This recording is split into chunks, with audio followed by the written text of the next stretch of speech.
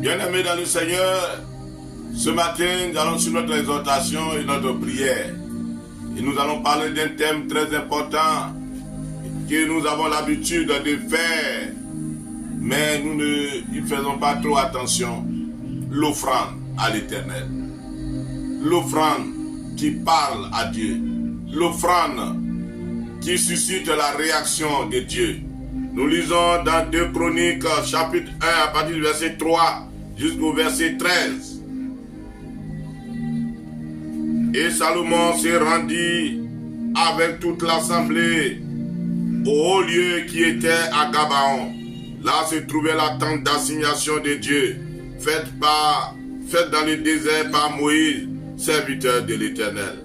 Mais l'arche de Dieu avait été transportée par David de Kirjath-Jéarim à la place qu'il lui avait préparée, car il avait dressé pour elle une tente à Jérusalem.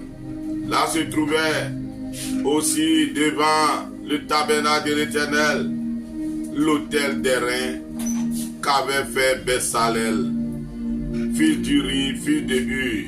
Salomon et l'assemblée cherchaient l'Éternel. Et ce fut là, sur l'autel d'airain qui était devant la tente d'assignation, que Salomon offrit à l'Éternel 1000 holocaustes.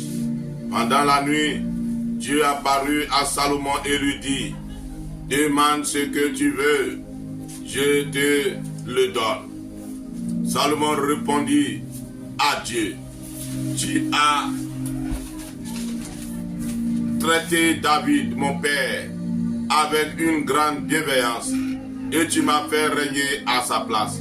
Maintenant, Éternel Dieu, que ta promesse à David, mon père, s'accomplisse, puisque tu as fait régner sur un peuple nombreux comme la poussière de la terre. Accorde-moi donc de la sagesse et de l'intelligence, afin que je sache me conduire à la tête de ce peuple. Car qui pourra juger ton peuple, ce peuple si nombreux?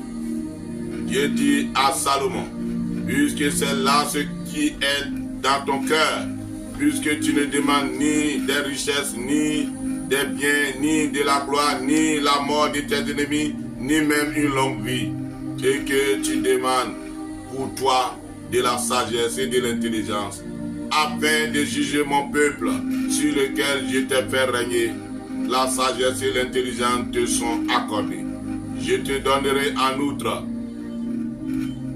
des richesses, des biens et de la gloire.